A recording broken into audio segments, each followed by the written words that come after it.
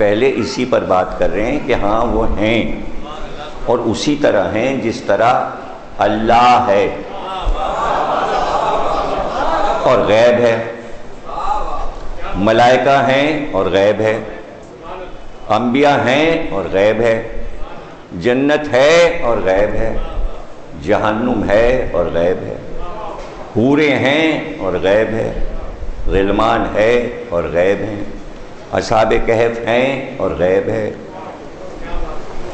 ہوا ہے مگر غیب ہے، خوشبو ہے مگر غیب ہے۔ کتنی ہزاروں چیزیں اس دنیا میں اللہ نے ایسی بنا دی کہ جو غیب ہیں، یعنی انہیں آنکھ سے نہیں دیکھا جا سکتا، محسوس کیا جا سکتا ہے۔ کئی لاکھ گیسز ہیں ایسی، کچھ دریافت ہو چکی اور کچھ نہیں ہوئی، غیب ہے۔ جو ہم نہیں جانتے وہ سب غیب ہے، اور ہر انسان دوسرے انسان کے لیے غیب ہے، اس لیے کہ اس کے دل میں جو کچھ ہے آپ نہیں بتا سکتے اس وقت یہ کیا سوچ رہا ہے، غیب ہے۔ تو چونکہ ایک غائب کو آخر میں رکھنا تھا تو اتنی چیزیں غیب کی بنائیں۔ طولانی عمر بھی ثابت ہے، غیب بھی ثابت ہے۔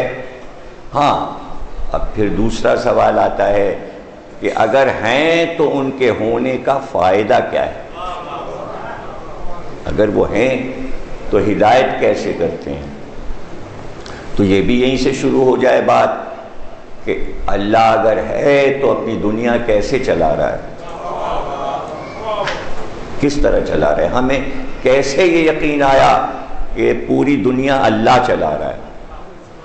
بھائی سچے نے کہا نا، صادق پیغمبر نے کہا نا، جس نے یہ کہا کہ اللہ ہے اور پوری دنیا چلا رہا ہے، اسی نے یہ کہا کہ میرا بیٹا مہدی ہدایت کرے گا، کسی اور نے نہیں کہا۔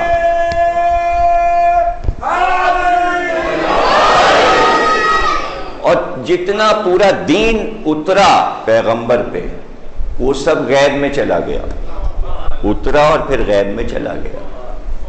جب ہادی ہی غائب ہو گیا تو دین بھی غیب میں چلا گیا۔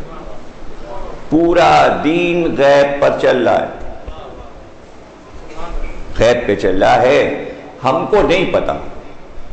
جو کچھ عمل ہم کر رہے ہیں ہم ایک دوسرے سے زبانی کہتے ہیں جو کر رہے ہیں اس کا بڑا ثواب ہے، ہم نماز پڑھ رہے ہیں اس کا بڑا ثواب ہے، ہم روزہ رکھ رہے ہیں اس کا بڑا ثواب ہے، ہم حج کر رہے ہیں اس کا بڑا ثواب ہے، ہم زکوٰۃ دے رہے ہیں بڑا ثواب ہے، لیکن سارا ثواب غیب میں ہے، رزلٹ ہمیں نہیں معلوم ابھی، اس لیے کہ رزلٹ غیب میں ہے۔ اس لیے غیب میں ہے کہ یوم جزا غیب میں ہے، یوم دین غیب میں ہے، قیامت غیب میں ہے، توبہ غیب میں ہے، کوثر غیب میں ہے، میزان غیب میں ہے، صراط غیب میں ہے، سوال و جواب غیب میں ہے، قبر غیب میں ہے، قبر میں آنے والے غیب میں ہیں۔ سب غائب چیزوں پر ایسے یقین ہے جیسے ہم نے دیکھا ہے۔ تو محبت کرنے والے ہی بتا سکتے ہیں نا کہ جیسے آپ سب پر یقین رکھ کے دیکھ رہے ہیں ایسے ہی ہم ان پر یقین رکھ کے انہیں دیکھ رہے ہیں، اس لیے کہ یہ ساری چیزیں دل کی آنکھوں سے دکھائی دیتی ہیں، ان آنکھوں سے نہیں دکھائی دیتی ہیں۔ غیب ہاں امام سے پوچھا گیا، اس لیے کہ رسول خدا سے لے کر اور 11ویں امام تک سب نے امام ولی عصر کے بارے میں ارشادات فرمائے۔ کوئی امام ایسا نہیں ہے جو تفصیل کے ساتھ امام کا ذکر نہ کرے، اقوال میں چھوٹے چھوٹے قول اور بڑے بڑے خطبوں میں، طویل ترین خطبوں میں سب کچھ بتایا۔ تو پوری لائف، پوری زندگی اور ان کی آمد پر جو کچھ ہوگا ظہور کے بعد سب رسول خدا نے بیان کر دیا۔ اور سب کتابوں میں موجود ہے. حدیث کی صورت میں ارشادات رسول، فرمان رسول. تو اس میں جو لوگ سن رہے ہوتے تھے مستقبل کی خبر کہ وہ آئیں گے، تو لوگ سوال کرتے تھے. تو جب بھی غیب کا مسئلہ آیا تو راوی نے پوچھا کہ اگر وہ غیب میں ہوں گے تو ہم کو کیسے فائدہ پہنچے گا؟ تو امام نے ارشاد فرمایا کیا تو نے کبھی یہ منظر نہیں دیکھا کہ آفتاب نکلا ہوا ہے اور بادل چھا گئے، ابر چھا گیا اور سورج کو بادلوں نے چھپا لیا، لیکن کیا اندھیرا ہو گیا؟ نہیں، روشنی پھیلی ہوئی ہے. تو جس طرح ابر میں آفتاب چھپ کر اپنی روشنی کو نہیں چھپاتا، ویسے ہی مہدی غیب میں رہ کر اپنی ہدایت کو نہیں چھپا رہے.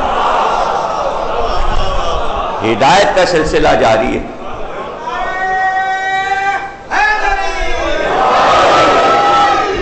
ہدایت کا سلسلہ جاری ہے، اور وہ ہدایت بہت ہی باریک بات ہے کہ جسے بہت ہی ہوشیاری اور عقل مندی کے ساتھ اگر کوئی سمجھنا چاہے تو اس سے بڑی سچی بات نہیں ہو سکتی کہ چونکہ شیطان غیب میں ہے اور یقین ایسا ہے کہ انکار کیا اور کفر ہوا، یعنی کافر پر بھی اتنا یقین رکھنا ہے کہ انکار نہ ہو جائے ورنہ کفر ہو جائے گا. کانا من الکافرین اللہ نے کہا ہے، اس لیے میں نے بھی کافر کہا. اس پر بھی یقین رکھنا ہے کہ شیطان ہے، لیکن آج تک کسی نے شیطان کو دیکھا نہیں. لیکن یقین کتنا ہے؟ کتنا یقین آپ بتائیے. یقین رکھنا ضروری ہے، اور اس کے لیے کیا کیا آیات قرآنی نے بتایا ہے، کیسے اس کو دفع کرو، کیسے اس کو بھگاؤ، کیسے اس سے بچو. آپ ذرا دیکھیں کہ کتنی یقین کی باتیں ہیں. بھئی کیا بچو، کدھر سے آ رہا ہے، کہاں آ رہا ہے؟ کسی نے اس کو آتے ہوئے نہیں دیکھا، لیکن یہ یقین ہے کہ وہ ہے اور بہکاتا ہے. تو جب بہکانے والا غیب میں ہے اور غیب سے بہکا رہا ہے، اس لیے اسی غیب میں ایک ہادی ہونا چاہیے جو بچائے. بہکانے والا وہ اپنا کام کر رہا ہے تو وہ اپنا کام کر سکتا ہے. یہ کتنی لیکن نا سامنے لاجک، عقلی ایک دلیل سامنے کی، جس میں آپ خود سے یہ بات سمجھ لیں کہ اگر چھپ چھپ کر کوئی بہکانے والا ہے تو چھپ چھپ کر کوئی بچانے والا بھی تو ہے. اور اگر آپ نے اس پہ یقین نہیں کیا تو پھر آپ نے بدی پر تو یقین کر لیا، شیطان پر تو یقین کر لیا، لیکن افسوس ہے کہ اللہ کا نمائندہ جو چھپ کر بچا رہا ہے اس پہ یقین نہیں آ رہا. اس پر یقین آنا چاہیے. اور قرآن میں شیطان کی پوری لائف موجود ہے. اگر قرآن نہ ہوتا تو کوئی شیطان کی سوانح حیات نہیں جانتا، اس لیے کہ اس نے اپنی سوانح حیات خود لکھوائی ہے. اس نے بیان کیا، اللہ نے اسے دوہرا دیا. تو اس نے کہا اللہ سے اول روز جب بہت زوروں کا جھگڑا ہوا تو اس وقت اس نے کہا ٹھیک ہے، تو بنا تو رہا ہے، اس کی آدم کی ذریت کو میں بہکاؤں گا. تو اس نے اپنی ترکیب بھی بتائی کیسے بہکاؤں گا. حالانکہ ایسے جرم کے کام کرنے والے ترکیب نہیں بتایا کرتے کہ ہم پکڑ جائیں گے، لیکن اس نے علانیہ اللہ کے سامنے بتایا اس نے اپنی پورا پلان بتایا، شروع میں ہی پلان آؤٹ کر دیا۔ اس نے کہا میں اس کی اولاد کو بہکاؤں گا، دائیں سے آؤں گا، بائیں سے آؤں گا، پیچھے سے آؤں گا، سامنے سے آؤں گا، اور میں ان کے لہو میں سرایت کر جاؤں گا، میں ان کے نطفوں میں سرایت کر جاؤں گا، میں ان کے خون میں رہ کر بہکاؤں گا۔ تو اس نے اپنا پورا پلان بتا دیا، اللہ نے پورا پلان آیات بنا کے لکھ دیا کہ پڑھو بھائی اس نے یہ پلان بنایا ہے۔ تو اس کے پاس اتنی طاقت ہے کہ وہ انسانوں کے خون میں سرایت کر جاتا ہے۔ تو طاقت اس نے مانگی ہے، ظاہر ہے کہ اس کی اپنی ذاتی طاقت نہیں ہے، وہ کوئی خدا نہیں ہے، خدا ایک ہے، اللہ ایک ہے۔ جب یہاں پر سارے شرک ہوتے ہیں تو کوئی شیطان کے مسئلے میں باتیں نہیں کرتا کہ اتنی پاور ہے اس کے پاس، اتنی پاور ہے اس کے پاس کہ اللہ کہتا ہے کہ پھر وہ اپنے تمام آل اولاد اور پیادوں کے ساتھ، سواروں کے ساتھ اتر گیا زمین پر، اور اس نے اعلان کر دیا میں یہ کام کروں گا۔ تو اللہ نے ہاتھ پہ ہاتھ دھرا اور خاموش بیٹھ گیا، جا سب کچھ کر۔ نہیں، اس سے زیادہ پاور اللہ کی ہونی چاہیے، اس لیے اس نے کہا کہ ہاں جا، جو تیرے سمجھ میں آئے کر لینا، میں بھی یہ کروں گا کہ میں جہنم کو بھر دوں گا، جو تیرا ہو جائے گا وہ پھر جنت نہیں دیکھے گا، میں نے جہنم بنا دیا ہے، اور جو تیرا ہوتا جائے گا سب کو میں جہنم میں جھونکتا جاؤں گا۔ تو آپ پڑھ لیجئے قرآن اٹھا کے کہ اللہ نے جہنم کا اعلان اسی وقت اس کے سامنے کر دیا جواب میں کہ سب کو چھوڑ دوں گا جہنم میں۔ تو پھر جنت کیوں بنائی؟ ظاہر ہے کہ کچھ لوگوں کو جنت میں بھی جانا ہے، تو اگر جہنم کا انتظام شیطان کر رہا ہے تو کوئی ایسا تو ہو جو جنت کو بھرے۔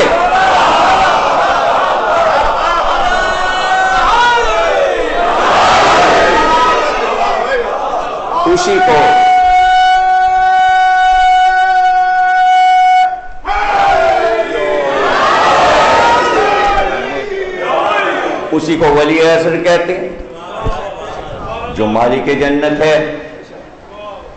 اب یہ کہ یہ دنیا قائم ہے اور سارے دنیا کے کام ہو رہے ہیں، اس سے پہلے کا سارا معاملہ تو غیب میں گیا۔ 33 کروڑ برس پہلے زمین بنی تھی، 33 کروڑ برس غیب میں چلے گئے، اور ایسے گئے جیسے پلک جھپکی اور گئے۔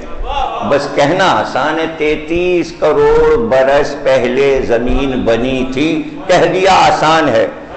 دن کیسے گزر گئے اور ہم اس عہد میں بیٹھے ہوئے، تو پتہ چلا کوئی مشکل بات نہیں ہے کروڑوں برس گزر جانا۔ تو یہ سوال ہی بیکار ہے کب آئیں گے، یہ سوال بیکار ہے کب آئیں گے، یہ تو کروڑوں برس ہمارے لیے ہے نا۔ چھوٹا دماغ، چھوٹی روح، چھوٹی سوچ، چھوٹی آنکھیں، ہم چھوٹے لوگ کتنا سوچ سکتے ہیں، اس کے لیے کروڑوں برس کچھ نہیں ہے۔ وہ اپنے حساب سے اعلان کر رہا ہے کہ جا، ہم نے تجھے وقت معلوم تک کی مہلت دے دی۔ اس نے مہلت مانگی تھی قیامت تک کی۔ تو کوئی جب شیطان کا حال قرآن میں پڑھا کرے تو اس پہ زیادہ ریسرچ کرے بجائے اس کے کہ شیعوں پہ ریسرچ کرے۔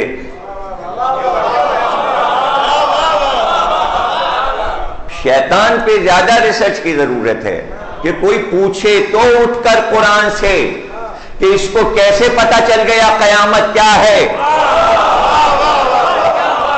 شیطان کو کیسے پتا کہ قیامت کیا ہے؟